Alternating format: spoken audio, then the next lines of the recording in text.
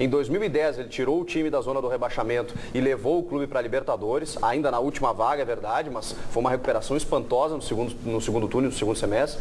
E no ano passado ele tinha sérias dificuldades também para montar um time. É verdade que nominalmente ele tinha Vargas, Kleber Gladiador e Barcos. Mas nominalmente, porque esses jogadores não estavam dando resposta. O Barcos, inclusive, estava abaixo do que vem jogando esse ano. Então ele tinha... Filipão também, né? Tá bem, mas ele tinha um time muito limitado. O time dele era limitado. Segundo o Renato, era o Barcos e mais 10. E foi vice, e insistiu no Barcos, tá bem, mas ele foi vice-campeão brasileiro. Eu acho que o Renato, ele se quisesse, é que o Renato a gente conhece, né? O Renato, ele gosta da praia, do futevôlei, inclusive deixava o time na mão, às vezes, para ir lá jogar um torneiozinho. Não, então não pode ser técnico do Grêmio. Tá bem, mas então se ele quisesse... Eu não vou ele não foi mal, tá? Eu acho que o Renato tem muito teatro e pouco trabalho. Mas o resultado dele é indiscutível. Ricardo, perdeu uma Libertadores, Melzinho, na chupeta, Chico Garcia. Mas todos perderam, né, Daniel? Ah, tudo bem, mas todos perderam. Só que e o Filipão tão badalado. Ele teve uma Libertadores, ganhou, os outros não tiveram. O Filipão tão tiveram. badalado, chegou no Grêmio, o Grêmio era sexto. Onde é que tá o Grêmio agora? Em sétimo, tá bom. Ah, não, então eu concluí que o Renato é melhor que o Filipão? Treinador,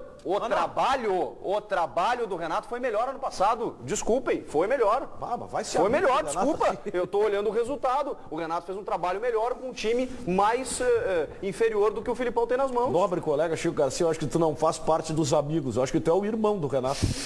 O Paulinho está nos informando pelo ponto que quando o Filipão chegou, o Grêmio era 10º. Claro, o Grêmio estava despencando na tabela, rapaz. Mas tá em sétimo também, né? Mas sétimo colado a 2 pontos do terceiro. Barbaridade. O Filipão tá de má vontade. Fala a verdade, não tá de má vontade com não o é, Filipão. é que eu acho que vocês não dá pra comparar, que endeusa o Filipão, e eu não tô vendo o Filipão fazer um trabalho muito diferente do Renato, que é criticado. É que são maneiras diferentes. O time do Filipão é pior pior. o produto final. Mas é só o que eu tô analisando. Eu não vou comparar a história de treinadores do Filipão e o Renato, não, né? É que nem os treinadores nem os jogadores. Exato. Mas cada um na sua. Infelizmente, Chico, aí que tá, Chico, matou agora. Cada um na sua. Renato foi um grande jogador, Filipão é um grande treinador.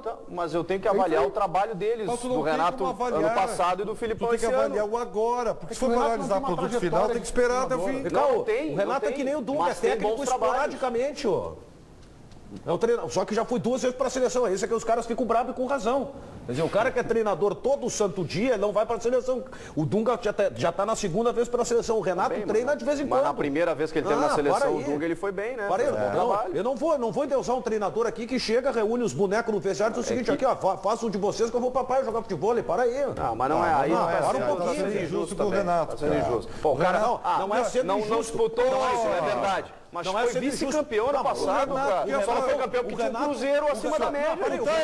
O Renato é o emblema do Grêmio. O Renato é o emblema do Grêmio. O Luiz Felipe Scolari é o treinador do Grêmio. Danielzinho. Fala, Ribeirinho. Abre teu coração. Diz da cara que tu tá com inveja do Renato. Não, inveja eu sempre tive, né, Ribeiro? Da praia, aproveitando a vida. Ribeiro, com inveja dele. Vou botar O Daniel quer o Filipão como técnico do Grêmio e quer o Renato como sogro. É isso que ele quer. Ele quer o Filipão como técnico e o Renato como sogro. Tá tudo resolvido, né? Que saudade da Carol. Eu só quero dizer o seguinte, velho. Te serve Eu essa até aí, não? convidaria o Ribeiro para ser padrinho desse. Central Band do Esporte. Alô, Gonçalo. Meneghete, um dos destaques do Grêmio nesta temporada, o Pedro Jeromel, ele interessa ao Sporting de Portugal. Informação de agora há pouco do Correio da Manhã, um jornal português. A direção do Grêmio, inclusive, admite que alguns clubes do Brasil têm interesse nesse atleta e também o Sporting. O Jeromel assinou um contrato de 2 anos de empréstimo com o Grêmio quando ele chegou no início desse ano. Bom, se tem contrato com o Grêmio de 2 anos, tá tranquilo o Grêmio. Não, depende da cláusula. Muitas vezes tem muitos jogadores que vêm por empréstimo e que tem uma cláusula que se vier uma proposta do exterior, especialmente, dependendo do valor, ele é liberado. Então, até porque o clube acaba sendo ressarcido, né, com o período de empréstimo que seria até o final do ano que vem. Então, não sei. Não temos que ficar de olho nisso. O Jeromel, hein, causando esse estresse. Não, mas ele fez um bom campeonato. Olha o preconceito. Tá fazendo um bom campeonato. Se a gente vai começar a ver que o Jeromel tem mercado, que o Dudu tá interessando no Corinthians. Vem cá, o time do Grêmio não é tão desprezível assim, gente. Não, é que o futebol tá nivelado. Tudo bem, mas os jogadores, também, os jogadores que estão no Grêmio estão sendo cobiçados. São destaques. Marcelo Groy é goleiro de seleção brasileira. Tá fácil. Para por aí, né? Mas tu quer o quê? Na lista dos 23 tem um brasileiro só. Aí vamos dizer o seguinte, isso aí é o Diego Costa é brasileiro? Olha aqui, eu vou além então, não é só ter um brasileiro que eu lamento. no futebol brasileiro não tem ninguém jogando para estar entre os 23 melhores do mundo. É justo, tem 2, 3 jogadores da Bélgica. Tem jogador da Costa do Marfim. Também tem um pouco de preconceito, tá? Porque o Neymar, quando jogava aqui, já tinha condição de estar lá. Não, mas ele estava. Ele aparecia, ele figurava depois, na lista. Na última, tá? Tá, mas ele ainda estava no Santos quando figurou na lista. Dos 20 na verdade, é um preconceito. Ele só é entre eles lá. Entre eles. Mas quantos brasileiros estão entre eles lá? Ele evoluiu também, tá? Sim, não, mas estão lá. O Neymar está jogando muito no Barcelona. Mas eu não estou falando sobre isso. Peço licença a vocês, vamos no intervalo e a gente volta em seguida com mais de Donos da Bola aqui na Band.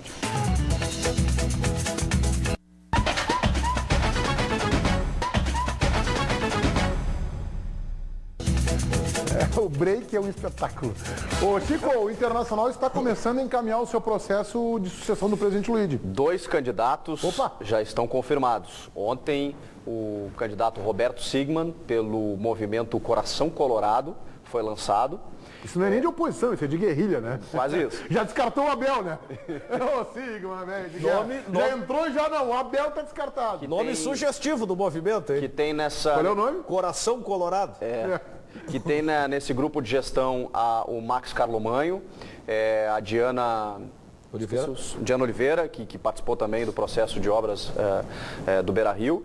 O Roberto Sigman ontem foi lançado pelo Coração Colorado e hoje o movimento Intergrande, que é um movimento, digamos, simbólico, né, do clube dos últimos anos, né, do Fernando Carvalho, do Giovanni Luigi, do Vitório Pífero, vai oficializar numa Assembleia Geral hoje às 7h30 da noite o nome de Marcelo Medeiros, que embora tenha um problema de saúde, ainda vai concorrer à presidência do clube. Tá, mas aí esse nome está respaldado por Vitório Pífero e Fernando Carvalho? Aí é que está. Na relação de conselheiros do Intergrande constam Giovanni Luigi, Marcelo Medeiros, Vitório Pífero e Roberto Sigman. Eu colhi informações de que o Roberto Sigman já pediu o seu afastamento desse movimento, inclusive com... Não precisaria nem pedir, né? Com documento Todo e tal, mundo sabe, mas ele consta na relação no site do Intergrande, embora seja candidato de oposição. E o Vitório Pífero também consta, mas se ele lançar candidatura, também será um movimento de oposição, ou seja, será Intergrande praticamente contra Intergrande. Os 3 candidatos, confirmando, serão do mesmo movimento de origem, mas hoje o Roberto Sigman já não é mais. É um racha no movimento. É isso aí. É uma dissidência, né? Perfeito. O nome técnico e tem uma informação interessante, Meneghetti, que a gente colheu com o Dr. Ibsen Pinheiro, que é presidente do Conselho. Diferente do que a gente imaginava, até porque mudou o estatuto, né? O Inter não tem cláusula de barreira na eleição. O candidato no Conselho que fizer 85% dos votos, ele está eleito. Diferente de Giovanni Luigi, quando foi reeleito e teve 75%, agora aumentou. Se ele tiver 85%, ele é eleito no primeiro turno. Agora, se ele não chegar a 85%, os 2 mais votados, independentemente do número, vão para o pátio. Quer dizer, um faz 2%, o outro faz... 70%. Os 2 vão para o pátio. Não tem cláusula de barreira. Não tem. Então, se o movimento faz 70%, o outro faz 20%, o outro faz 10%, vai de 70% de 20%, exatamente. 10% para fora daí. É isso aí. É assim que funciona a eleição do Inter. Não tem cláusula de barreira. Não tem cláusula, diferente do Grêmio, por exemplo, que precisa passar a cláusula. Do Inter, não. Os 2 mais votados. O que significa dizer, então, que se tiver 3 candidatos, só não tem pátio se um candidato fizer 85%. 85%, como o Giovanni Luigi fez na última eleição, mas ele fez 75%. Era mais baixo. Isso. Bom, e aí o Vitório Pífero não está claro ainda, pela tua informação, de que vai lançar a candidatura ou como cabeça de chapa. Eu ainda não consegui descobrir exatamente o que é, mas o Pífero teria um problema legal de ordem. Eu já ouvi essa versão também. Legal para concorrer.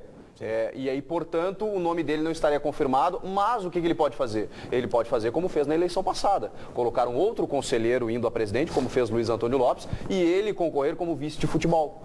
Né, por ser um nome forte também no futebol. Né? Com o Sigman, desculpa, Ribeiro, com o Sigman como candidato, se fosse Vitório Pífero ou quem ele representasse e Marcelo Medeiros, eu acho que nós teríamos uma eleição mais tranquila no Internacional. Mas com o Roberto Sigman, que a gente conhece a atuação dele como conselheiro e como ele foi como vice-futebol, pelo menos na minha avaliação, a eleição do Inter vai esquentar. Porque o Sigman é um homem de posições muito fortes, muito intensas, é um sujeito epidêmico, isso não é uma crítica, é como eu o vejo. Né? E até me identifico um pouco porque eu também tenho esse estilo, digamos assim, um pouco bronco. Assim, o Sigma é assim. Eu sei. Daí o Sigma é assim, você concorda? A gente está falando aqui do Sigma. Primeiro, né? Não, e o Sigma tem posições muito ferrenhas contra a situação. Não, tanto é que ele já disse ontem, pelo menos eu li, né, de que o Abel está descartado. Quer dizer, não é normal alguém entrar como candidato. Imagina o seguinte, se o Abel ganha os 7 jogos, disputa o título, ganha o Grenal, acabou a candidatura, sim. Não, mas acabou, por isso... Só que a gente sabe que não deve acontecer isso. Né? Se o Internacional se classificar no G4 com o Abel, dizer que o Abel não vai ficar é importantíssimo na campanha. O torcedor do Grenal Inter tá pesa nisso aí também. Não, o torcedor do Inter tá numa bronca com o Abel. Aqui, ó. Fale O rápido. Abel vai ser o técnico do Inter ano que vem. Então tá, então acabou. Tá bem. Roberto. Recadinho sobre o Felipão ao Renato, Pedro Silva Machado. Do Renato tinha menos opções, jogava a mesma coisa que o Felipão tem. Só que o Felipão tem uma zaga melhor e atacantes médios, o que não tinha o Renato e a Paola Monteiro, 2 retranqueiros. Gonçalo, Central Band do Esporte na redação, por favor. O acesso do Mogi Mirim à Série B do Campeonato Brasileiro, Meneghetti, para a próxima temporada, animou o jogador, ex-jogador, na verdade, Rivaldo, de 42 anos. Ele pode, quem sabe, voltar a atuar no ano que vem. Ele que deixou o clube em março deste ano. Para deleite de Ribeiro Neto, a volta de Rivaldo, ele vai saudar aqui vai jogar de forma muito entusiasmada. Voltaremos amanhã, à 1 da tarde. Tenham todos vocês uma excelente terça-feira. Tchau.